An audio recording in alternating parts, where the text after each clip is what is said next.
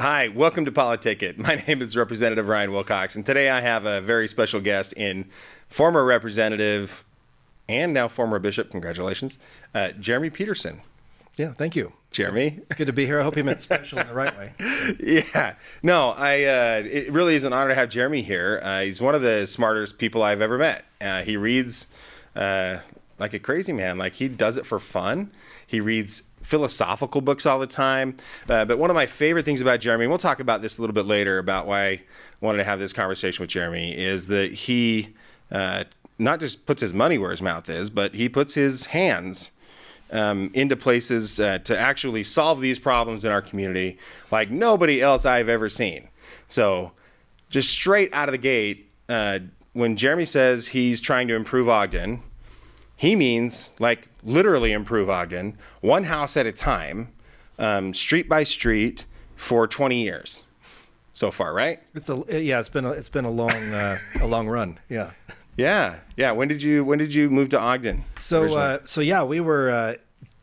We were in Roy and we were bored, and we drove through Ogden one day, and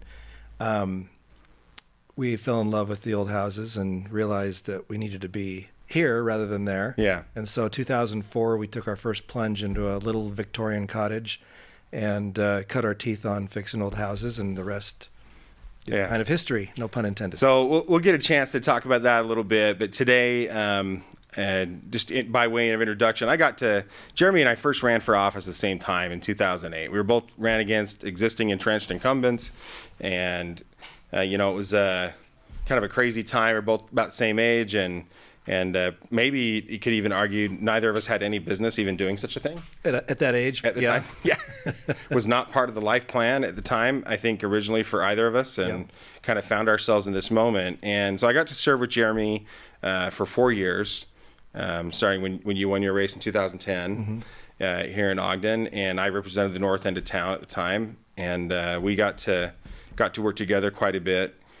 For that. So that's how I've gotten to know Jeremy. Jeremy, like I said, is one of the most astute observers of politics and life that we have around. And it's going to be fun to have this conversation in that context. So today, obviously, we're just finished up on the election cycle that 2024 has been one of the absolute most fascinating election cycles of my lifetime. In fact, I'm trying to think of one that really comes close, and maybe the hanging Chad. Yeah, maybe. But there was no assassination attempt. Pre-political life, like when we're, being aware of what's going on around us. Yeah, I remember that being worrisome during the Bush-Gore. Oh yeah. Chad hanging count thing. I remember the news with guys with like extremely far-sighted, lenses looking at these Chads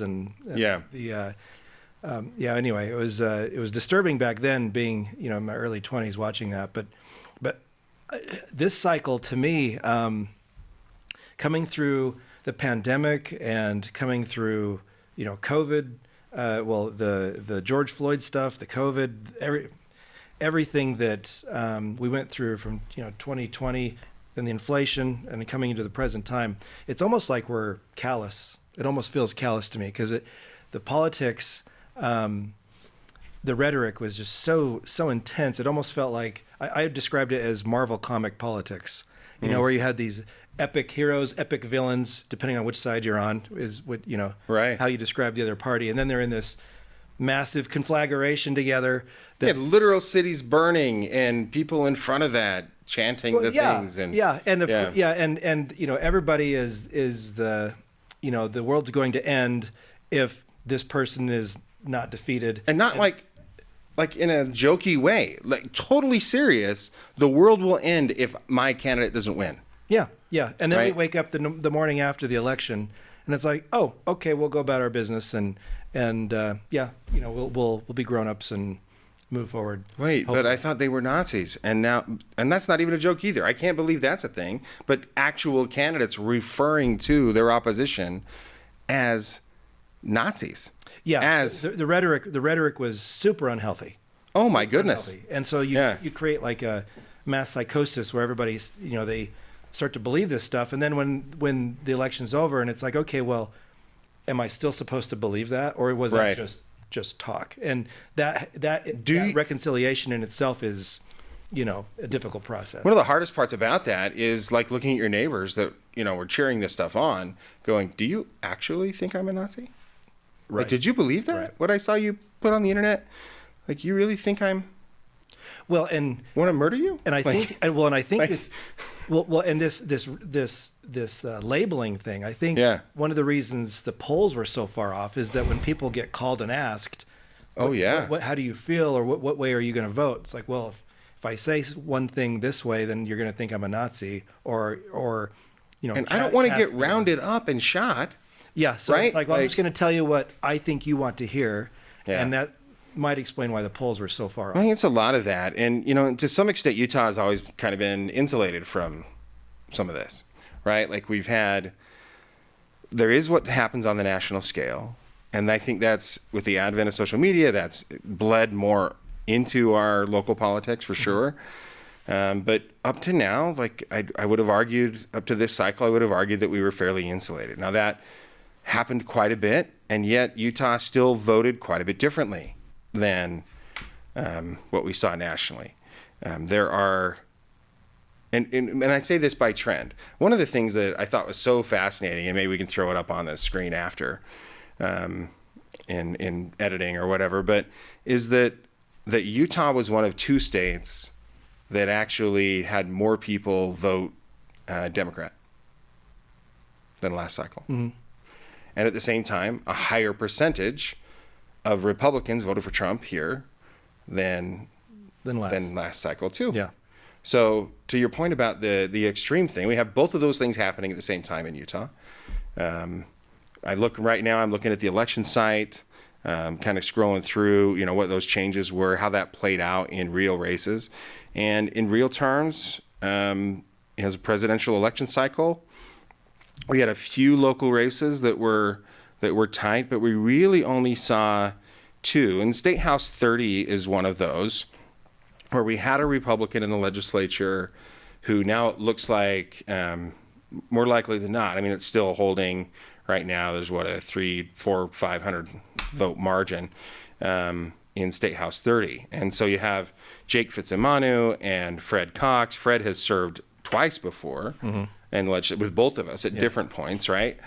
And Jake, who sits on the city council in West Valley, who many of us also know, and I think that one itself is really the big one that we're kind of still waiting on to for sure, but that looks like it's going to hold. And then you had Weber County in our own backyard here in State House 10. And, that one had a really big update last night. I think about 35,000 votes came through. I spoke with our county clerk, with Ricky Hatch, this morning, and he says there's another 15,000 that they expect to hit tonight. And that margin right now is 205. Mm-hmm. But has flipped from what it was Tuesday night, Wednesday, through last night. It could go either way. Yeah. And, Dr. Lesser, Rosemary Lesser, has held that seat for 4 years. Prior to that, she was, it wasn't a midterm replacement for Lou Shurtleff. Right. Right. And did you serve with Lou? I never served with Lou. So when you left in 2018, that's probably when she came back and replaced Dixon? So Lou actually served just before I came in. Right. So when I remember being on the House floor, and Lou was printing out the plane tickets for her travel. For a vacation. Yeah, for when she was leaving after the end of her term. Yeah, that's my memory of Lou. And so then she would have come back then right when you left. Yeah, that's right. Okay, so you left in that 2018 cycle. Lou came back to the legislature, replaced Dixon Pitcher, which again flipped it from Republican to Democrat, to the point about this being a historical swing district. So then she served and then passed away. So in that 2020 cycle, if you all remember, Lou passed away in December, I think, of the flu or something. Like I don't even think it was COVID at the time. But it was during that period of time. So she won the election in November, passed away, and Dr. Lesser was elected by the delegates. And then this last cycle won the race against Jill Coford. And this is Jill's second attempt. So this is Jill's second attempt. So the voters in that district have had 2 cycles now of these candidates. They've gotten to know them very well. I know Jill has knocked just about every door, if not every door in that district all year, working on that. And so really the national tailwinds were helping her this time. I think for sure. Yeah. For sure. That wasn't nearly as strong in the off. And that's how it was for when I ran in 2008, in my first race. It was the Obama election year. Yep, capsized our ship. And then our second go at it, we had the pendulum swung the other way, and so we had tailwinds coming into that midterm. That happened. Well, and we've seen that across the board. For whatever, however disconnected we are from national politics, our election cycles certainly do reflect that.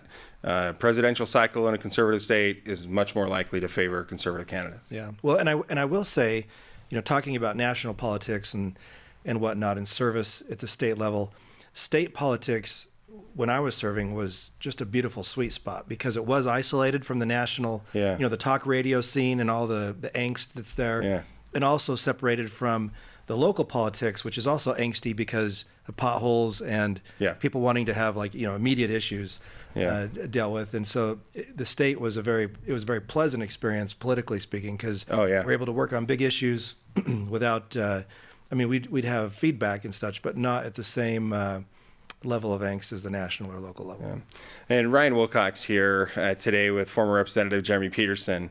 You're watching PoliticIt. We'll be back in a minute.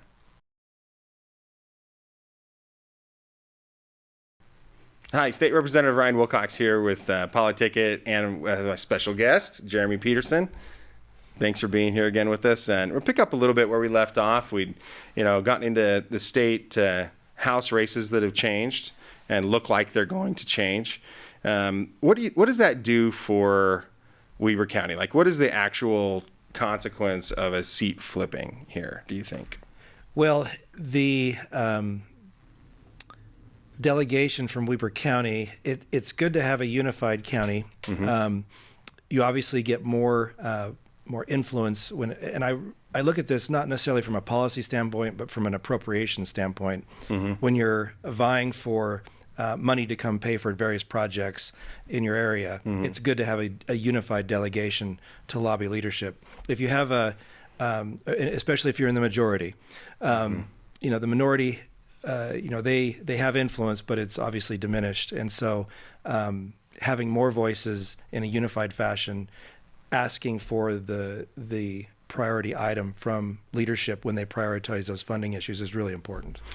I probably felt more strongly about that before this last cycle. Okay. Yeah, and part of this is what I experienced this last term. The Democrats were smart, and this last cycle they put Rosemary in leadership, and Dr. Lesser, won that race in her caucus. And even though it's like a super minority compared to a super majority status, what that ended up doing, she's like one of the 4. She's automatically on executive appropriations. Oh. And the way they do executive appropriations in the state, you have, the 4 members of elected leadership from each body, so the House and the Senate, and then you also have the chairs of EAC from each body. And so, yes, the Republicans have a supermajority on that too, and they're also pretty differential to the elected members of leadership from the other party, right? And even though they don't have anywhere near the elected representation that they would on a regular committee. And it's always been that way. It's outsized. Yeah. There's been, and I noticed that even when I was serving, was that there was quite a bit of deference and respect for the minority party, even in their small numbers. Yeah. And so having Dr. Lesser there on that side was good for Weber County for sure. Much better than the first 2 years that she was there, because there is definitely value in that. So to the extent that we have a Democrat from Weber County, I'm going to be working with them as strong as possible to make sure they get into leadership. That's what I've learned from them. You'll be lobbying for her. I will be lobbying for her, have her help so that they are in leadership in their own caucus. So maybe you can nominate her at the minority caucus when they get together. Well, yeah, I guess I could. I didn't ever go that far. If they'll let you. And honestly, I was not. It's something I hadn't really watched and paid attention to, but it was definitely helpful to have her there, and then to be able to combine that. That said, the initial point that you made about having a unified delegation, and especially when you consider where political power has moved. We've had a lot of conversations about redistricting, right? We've covered that topic here on the podcast quite a bit. What has happened with redistricting? You know, why, for example, Representative Wilcox's district, why is it a little bit further south? Yeah. Right, than it used to be Drifting. before redistricting. And all of that is because that political power has moved to Utah County. Yeah. Right? And Well, Utah County has the most developable land left on the Wasatch Front, and it's going to continue to, be that force drawing that center of gravity south. Demography, it's been said, demography is destiny, right? Like I've heard that phrase over and over again. And the reality is there's a lot of families, a lot of kids, 2 now major universities, and regardless of all the attention that the one in Salt Lake gets, Kevin, regardless of that fact, that's not the largest university in the state. That happens to belong to Utah Valley University. Is that what we call that still? No, I'm just kidding. I know it's the Wolverines. Okay. So then between them and BYU, they produce a lot of people that stay here and that are educated. Silicon Slopes is down there. A lot of factors that drive that. But what does that do to our ability in Weber County, for example, to navigate? Yeah. You have to lock arms. We have to. We have to be on the same page. And that's where maybe the biggest advantage to having Jill. I mean, Jill's wonderful, but having her in the Weber County delegation, if that holds, which it looks like right now it will, there's another, like I said, 15,000 votes that'll drop tonight. We'll see how that goes. And then maybe 3,400 outstanding that are, the mailed in from overseas kind of stuff. Well, and this also ties into leadership elections and trying to make sure that leadership center of gravity is also balanced. Yeah. You don't get a leadership team all from the same area, right? Where you get, things can get maybe imbalanced that way. Right. That's always been a debate, right? From the first time that you and I have been there.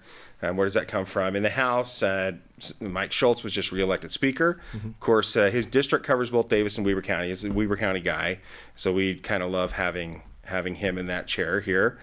Mike's awesome. And then we have our majority leader now is another Utah County representative, Jefferson Moss. Just very smart guy. Kind of understated. You wouldn't know that he's that smart just by interacting with him. There's no pretense about it. Doesn't put off smart vibes. Well, no, you know what I mean, right? Like he's not pretentious about it. Like it's just there. And so that's fun to have Jeff there. And then you have Carrie Ann Lisenby, very conservative legislator out of Syracuse. And then Davis, also northern Utah. And then you have Casey Snyder, also from northern Utah, up in Paradise. Yeah, and I served with Casey on the federal delegation. That's how I first met him. He was Congressman Bishop's legislative director when I took that role with Senator Lee, and got to know him really well. So again, very, very sharp legislators. We have a good leadership team in the House. We didn't even make any changes. We just acclamation, easy vote last night. I do want to mention the Jake Sawyer race with Angela Chaberka in your old district. Yeah. District 9. It was interesting. I had a guy knock on my door. And he was out door knocking for Jake, and he's like, "Are you going to vote this year?" And I'm like, "Yeah, I'm thinking about it." And he's like, "Well, would you vote for Jake?" I'm like, "Yeah, I mean, I used to hold his seat." "Oh, okay. Great." And did he know what that meant? I don't think he did. He just checked the box, and then he started walking away, and he got like a house down, and he's like, I was actually walking my dogs outside. He's like, "Hey, would you like a yard sign?" I'm like, "Yeah, I'll take a yard sign." That's a good guy to ask. So yeah, good guy to ask. Yeah. So like I'm not quite sure everything registered with him, but he he just went on doing his thing, and it's so interesting watching it from the other side, because I think of how intense a campaign consumes you personally. Like your emotions run in it. You're constantly thinking about at least I was thinking about the numbers, like the counts. Yeah. Who did I talk to? Who do I need to talk to? Yep. Who's supporting me? Is there any place I need to shore up? Like Yeah. all those things are just constantly swirling around in your head, along with living your life, doing your daily Yeah. job and trying to, do the family thing. And so it was, it's interesting watching it from this side, knowing that that's what Jake's going through. Yeah.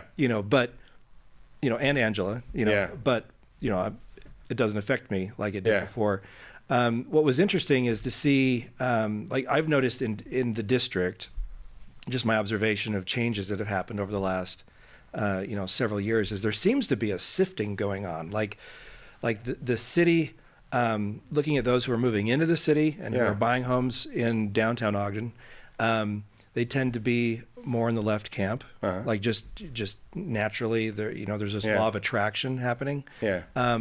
And those in the suburbs, like I'm seeing people that, are like-minded like myself that are moving out to the suburbs. Yeah. And they're buying homes out in the west of the county. And so it's kind of fascinating to watch this sort of self-segregation process occur. Yeah. It seems like it accelerated over the last little while. For sure. I don't necessarily like it. I don't either. Because I don't think it's healthy, because you start Yeah. getting, things start getting a little more tribal than they should be. Yeah. And Ogden City itself has a long history of being a very mixed community, Yeah. mixed identities and mixed ideas and things like that. And so I hope the trend kind of slows down a little bit and we can mix things up a little bit. But Well, I kind of love that we had. I mean, your district and Ogden in general was historically a very blue area. Well, the Right. district. Well, I hate to use the word gerrymandered, Yeah. but it was basically a gentleman's agreement between parties saying that this district, which took in every low-income housing project and trailer court and Right. and tenement, and left everything else out of it. That district looked like an egg drop on a map. Yeah. Was designed to accommodate a Democrat. Yeah. And so Well, and interestingly, that's the one you won. yes, that is You the won one. Yeah. before redistricting. Yes. Like that was my favorite part of the whole thing. Yes, that we went into that district Yeah. and unseated an incumbent, and I think it was a testament to what was happening with that incumbent at the time, and also what I was offering at the Yes. time too. And so Yeah. people had been politically disenfranchised, where they had not seen their political representative for years. They didn't even know who they were. And then, to have somebody there present to talk to them and represent made a huge difference. That meant something. Yeah. Well, again, this is my special guest today, Jeremy Peterson, former Representative Jeremy Peterson, and you're listening to PoliticIt with Ryan Wilcox. Thank you. Welcome back to PoliticIt, PoliticIt.com. If you want to catch up on any of the other episodes and certainly the long-form versions of these things, with my special guest here, Jeremy Peterson. Thanks for being here again, Jeremy. Yeah, no I want to finish talking about one of the things that happened in your old seat, real quick, that I think is fascinating. So you have Jake Sawyer, who's never held office before. Right. The former county party chair, so we kind of know him from that. But generally, people were being introduced to Jake Sawyer and the general electorate this cycle. Angela Chaberka is a Democrat. She serves on the Ogden City Council, very well known in the city, especially in Democrat circles. She's been involved for a long time now, and kind of known quantity. And then you had a Libertarian entrant, Jacob Johnson, who ran last time, and is at least one other time. He's probably run more than that, but I followed it last time and then again this time. And Jacob, in a swing district, a third-party candidate like a good Libertarian, could make a huge difference. Yeah. Right. Yeah. That could be a spoiler. Yeah, and I do kind of wish we were in a place where those were more effective. Third-party candidates were more of a thing. We saw how that played out in the presidential cycle, which I want to talk about here in a minute, because that's, again, fascinating. But Jacob picked up about 5% of the vote so far in State House 9. Jake Sawyer, you're 58. Yeah. Right? I mean, that'll do it. Yep. Right? Yep. What was your largest margin? Do you remember? My largest margin was in 2012 with the Romney race. Oh, okay, Romney And so, presidential cycle. Yeah, and I peaked at 60%. Wow. Yeah. Yeah. So that's it. I mean, frankly, Jake would have busted through that without a libertarian that pulled in, 4.5%, 5%. Yeah. Angela, 37, it looks like. And that's what's surprising is seeing, and I actually was looking at Angela's numbers, and her numbers seemed lower to me than I thought they would be. For sure. Me too. Typically, my races were typically 55-45. Like right around there, 1 or 2 percentage points off. That's where they kind of leveled out. And no matter what happened, that's how the numbers shook out. And so, I think, and a lot of this I think was probably the national tailwinds, just taking people away from the Democrat side of the ballot in their voting. Also, Angela ran a campaign that I think was very authentic, for what she represents and her ideology. And so that's something that in prior campaigns, especially when I was running against Democrats earlier, because of the way the numbers were always shaking out, there was this incentive not to really confront the heavy issues directly. Yeah. Not to get into that heavy policy discussion because that could be divisive. And so there would be efforts to kind of skirt around it or, just kind of obliquely talk about things, but not in a direct way. And so Angela, I think, she tried to straddle the ideological divide, in her advertising and whatnot, kind of trying to reach out and saying, I'll work across the aisle. But, but I think that she's been, candid about some of her policy positions and what she stands for, which is great, I think, because the voters get an honest picture of what they're voting on. So Angela is one of the kindest people that I know, right? She's she's a very decent person. Very decent person. If you ever interacted with her in city council or any of those things. And I didn't see it, gratefully, in that race. I didn't see some of the nasty stuff that I saw that I kind of expected. Yeah. And I think that was probably because of her controlling that. Well, and things can turn into a food fight pretty quickly. Yeah. Especially with emotions running high this cycle. I've seen it turn into a food fight even when emotions are not as high as they are. But but she handled that well, and Jake handled that well. I did receive some negative. It was a text message that was sent out from I don't know who, but a group sent out a message, kind of a hit piece that I received from Republicans, which was kind of a surprise to receive that. But that happens in every race. You get outside influences that jump in and whether or not the candidate has anything to do with it, you have people that. Correct. Yeah, poor behavior. People want to. And we saw some of that in the state Senate 3 race. Going after Senator Johnson, that was pretty disturbing to me. Not just inappropriate, but like absolutely mean. Disgusting. Yeah. Mean. Yeah. And so that was super disappointing. That, of course, played out.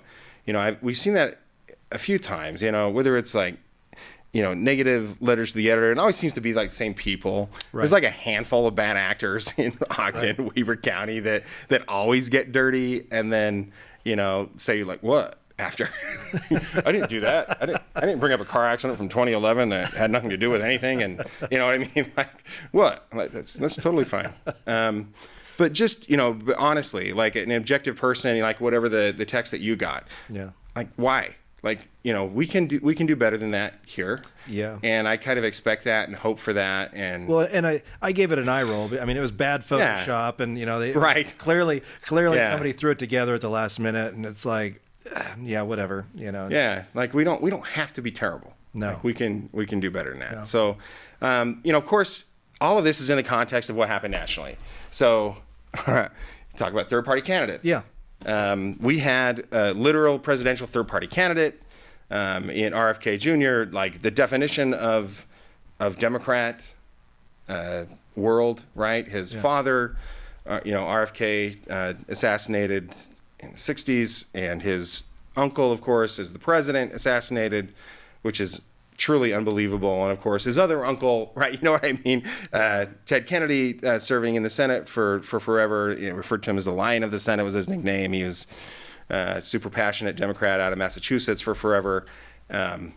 All of the context of that history going into what was the most fascinating cycle with him being not just prevented from ballot access, but in some cases, like in states where he was, campaigning, it was in New Hampshire. I'm trying to remember like exactly which state they did this in, but they prohibited anybody that campaigned in the state from actually winning the delegates, right? Just to keep him off the threat radar for President Biden. And it's not like Republicans don't ever protect their own president when they do this. Like, there was definitely some of that protectionism when Trump was running for the second term.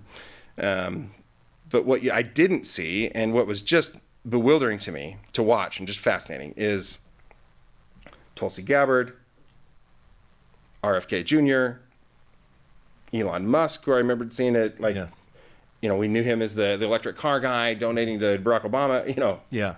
Okay.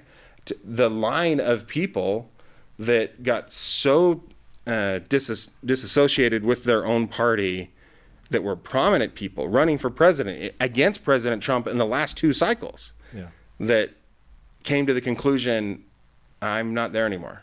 Yeah, those are serious defections.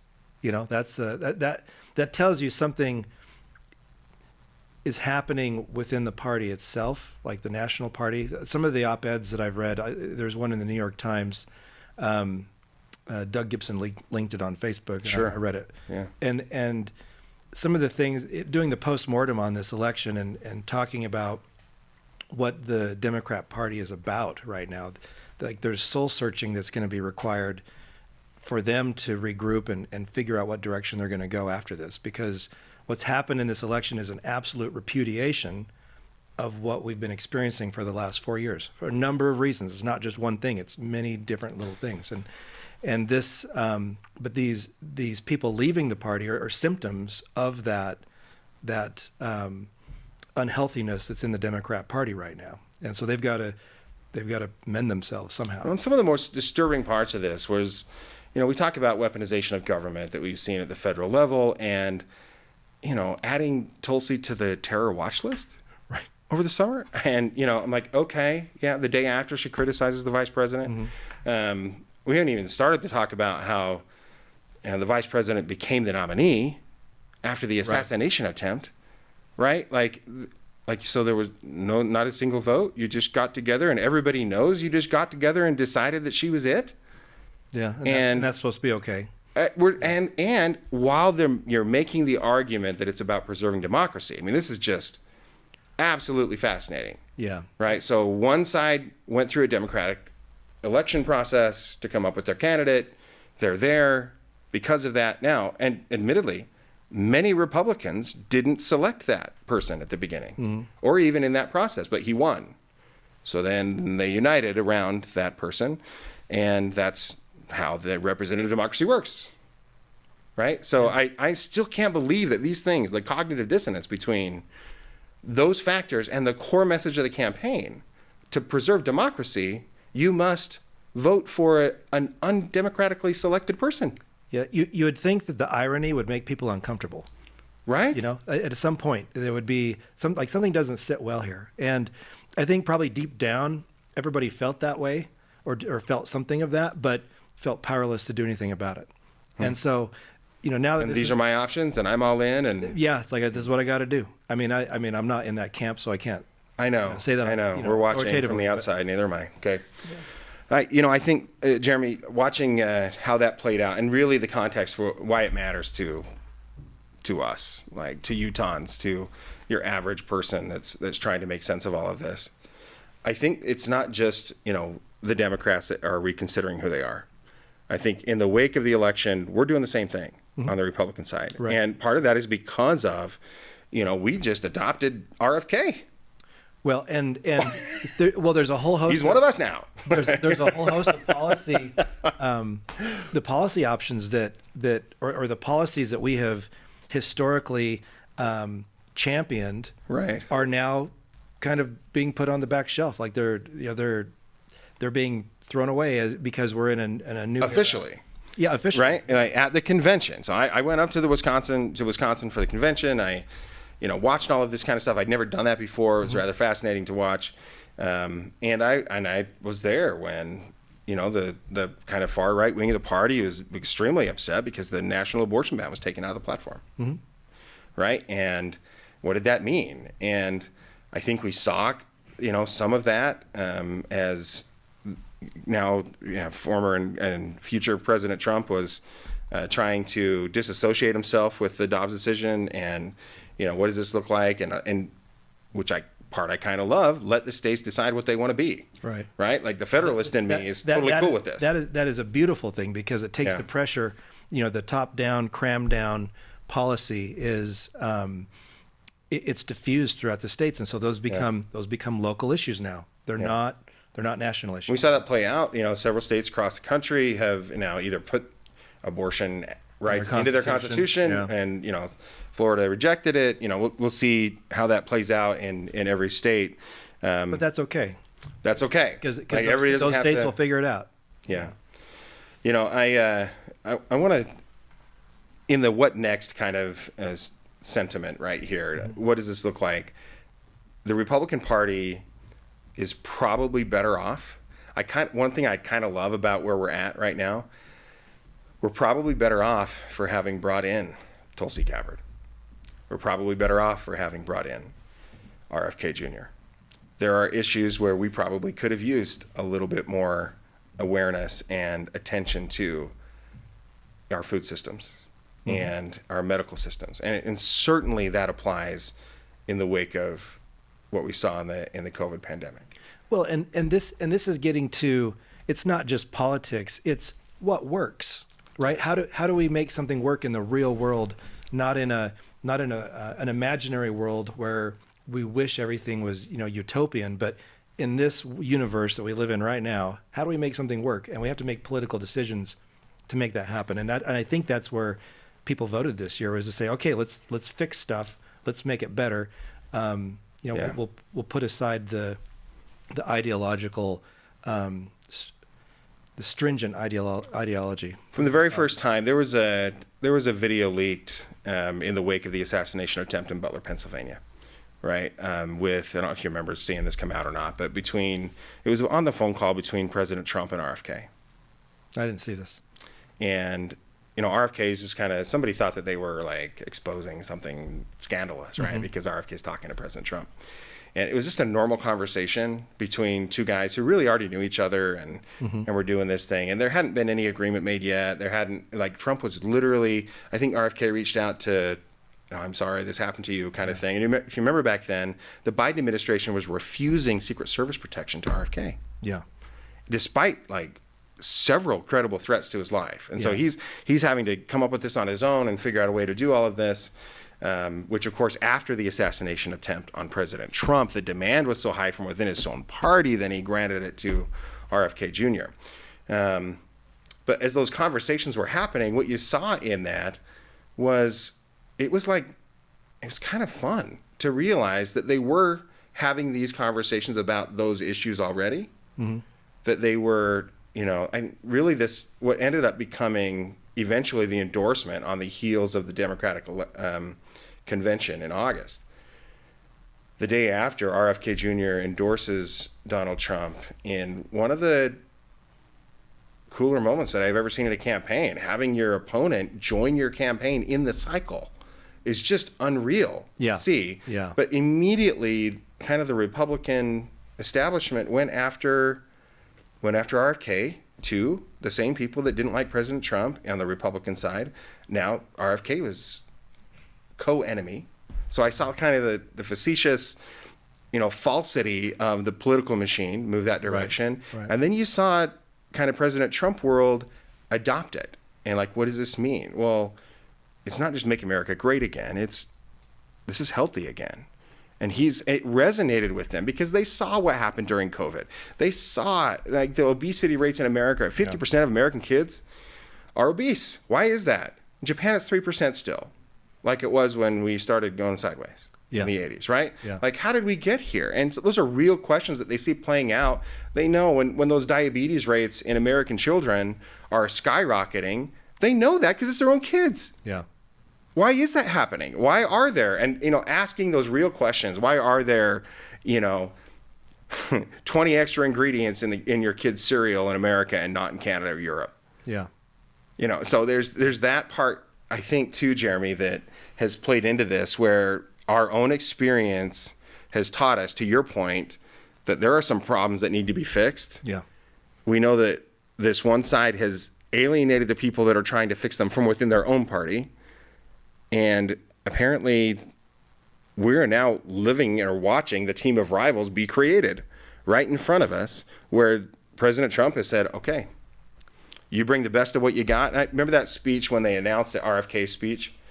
I'm still fascinated by this whole thing, because at one point I think I might have voted for RFK Jr. But anyway, watching this, yeah. Well, and this is the realignment, like the political constellations are rearranging, right? Because you've got different coalitions coming to cobbling together to make a new identity for right now for the GOP, right? Yeah. And some of the ones that were part of the Democrat Party are now coming into the GOP. Like look at the to talk about like the Israel Gaza situation, right? Yeah. Where the American Jews were part of the Democrat coalition, and they've been there for a long time. Yeah. And then we have this issue with Gaza, and suddenly the intersectionalism, the intersectional analysis of politics that's happening on the left now views Jews as an oppressor, and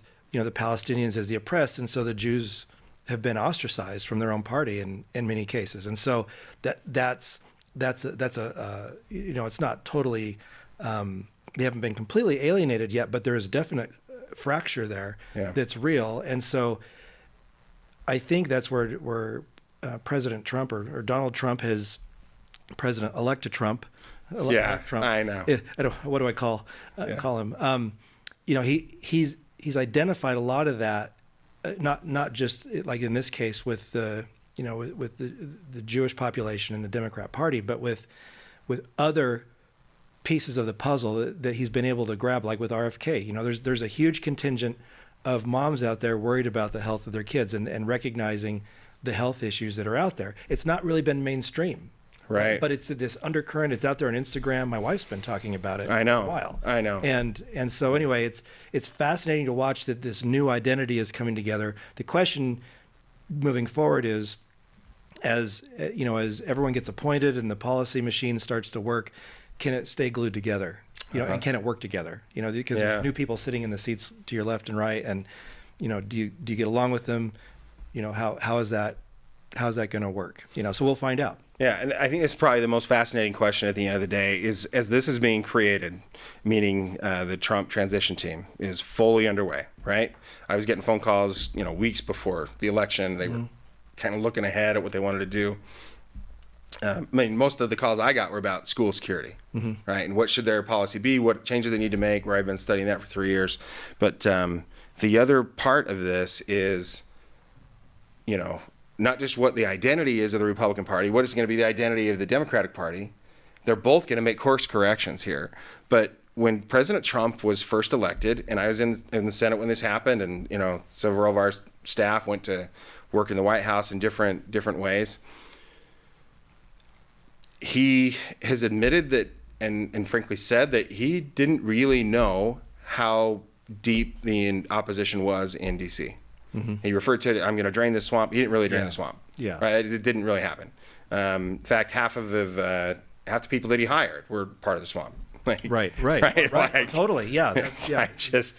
It was so this time he knows what he's doing. Well, he's had the hindsight. Well, and he's likely going to select people that know the levers of power, right, and know how to get things done. And that's, I guess at the second bite at the apple, you're a little more effective. 100%. Like, and even, I guess, in my own life, I served for 6 years, I left for 7 years, did the federal thing, and ended up back in the state legislature. I've been a far more effective legislator because of that experience. Not because I was, all of a sudden way smarter or anything like that. It's just, I knew where the bathrooms were.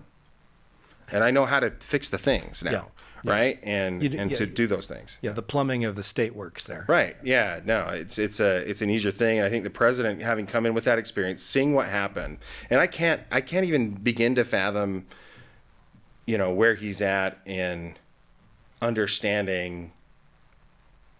Tried to kill him twice.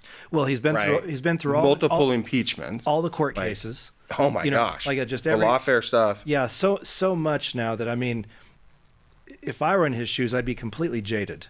Like nothing matters anymore, and you just move forward with what you're going to do. Yeah. Because you've had everything in the kitchen sink thrown at you. Really, I mean, to the point where even your very life might be, in jeopardy.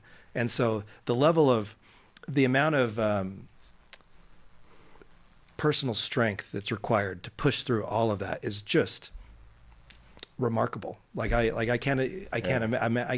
try to put myself in those shoes, and I'm like, man, I probably would have just quietly. You know how many people I talked to this time around who just really couldn't stand President Trump, personality, things he said before. I've talked to so many of them, and women who were absolutely repulsed by the guy who this time pulled the lever for President Trump. Yeah. Right. It's far beyond. It's the kind of the disastrous policy position we've been in and the things that have happened that way for families. And it's kind of self-evident. This isn't okay. Well, what they were doing to this guy, you made this kind of really aggressive guy such a sympathetic figure. Well, yeah, because the Democrat Party didn't come out with policy positions. They couldn't articulate a policy that would resonate with the voters. They just said that guy's bad and you shouldn't vote for him. He's terrible. Our entire policy position became destroyed Donald Trump. Yeah. And that's not a policy position. Well, the reality is I think everybody sees that. Like the average person sees it. Well, if they can do that to him, then certainly they can do that to me. And you even saw like the squirrel thing, right? Up in New York. Did you see that the last week of the... No.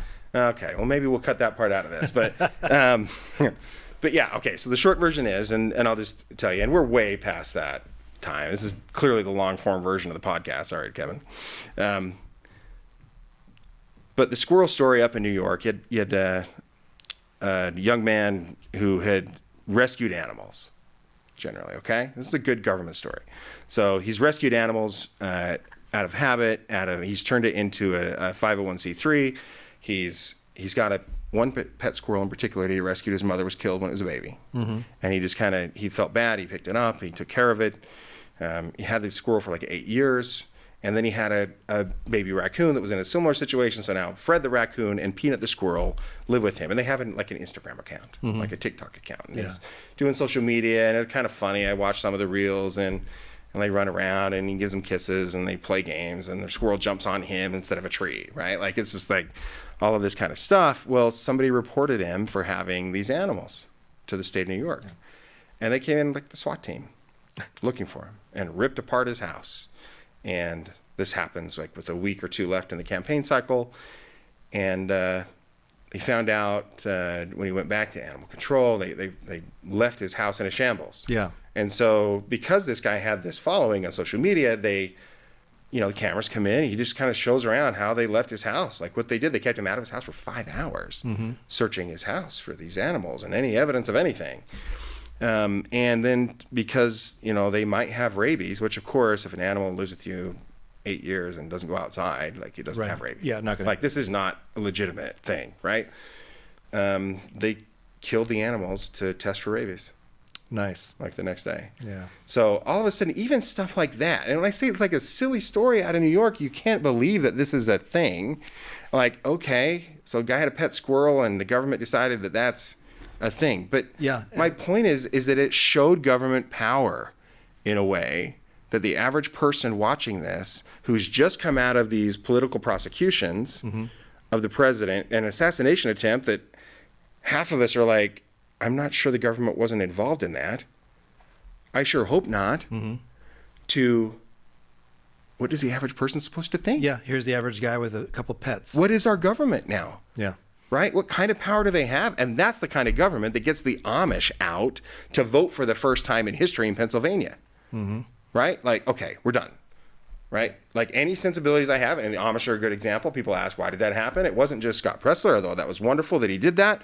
It was, and I spent some time in Pennsylvania in late September. I drove out there to the side of Flight 93, wanted to see that, had to pick up my son. Anyway, bottom line is I drove around rural Pennsylvania, and the feedback that I had coming back was there's a lot of Trump signs out there. I think Pennsylvania is looking pretty good, at least in the rural part, right? And that's how you do it. That's how you get a population that is religiously isolated, intentionally, right? They intentionally don't adopt the things that they view as leading to the destruction of your society. And they watch the exact same things that we do. And they watch one candidate being persecuted like this and the other thinking that that's okay and calling him a Nazi in the wake of these. How do you think that affects us going forward as a society? Where do we go from here? Yeah, well, that's, they're just speaking to the feeling, and I can speak from what I've felt. And, I consider myself a pretty reasonable person. I give people the benefit of the doubt. I don't think that everybody's out to get me or that somebody I disagree with is evil necessarily. I think they come to their ideas sincerely and honestly, have different life experiences than I do. But for the last 4 years, there's been this gnawing, kind of a growing gnawing feeling about, where we're headed as a society, where we're headed as a people, as a nation. Yeah. What are we doing?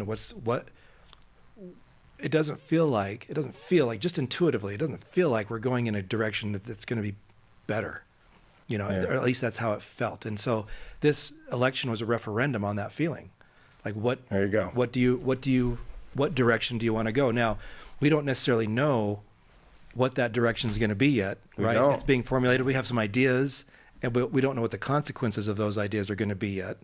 We'll find out, right? But we knew that what we were doing wasn't working, or at least to me, it felt like it wasn't working, and a majority of people in the country felt that way too.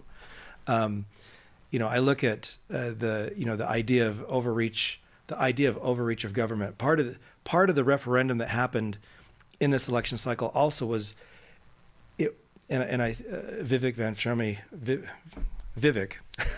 Ramaswamy, Ramaswamy.